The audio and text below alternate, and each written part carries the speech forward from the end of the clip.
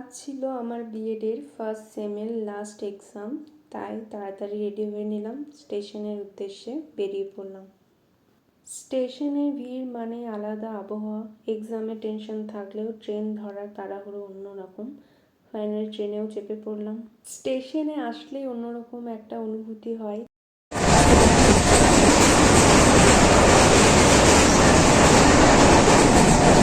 জানালার পাশে বসে বাইরের দৃশ্যগুলো যেন মনটা হালকা করে দিল। মাঠ, গাছ আর আকাশ সব কিছু একসাথে যেন বলছে সব ঠিক হয়ে যাবে।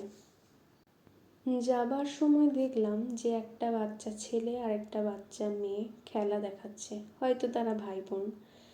মনে মনে একটাই কথা আসছিল যে জীবন ধারণের জন্য মানুষকে যেন কত কিছুই না করতে হয়, আর এই বাচ্চা ছেলে মেয়ে দুটো যেন তারই প্রমাণ।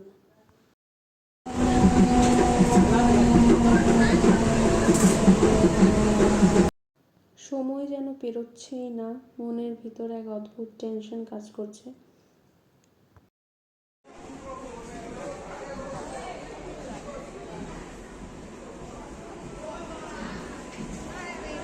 শেষমেশ পৌঁছে গেলাম পরীক্ষার হলে। চেনা মুখগুলো, একটু নার্ভাসনেস আর ভেতরে আসা, শুধু মন দিয়ে চেষ্টা করলেই হবে।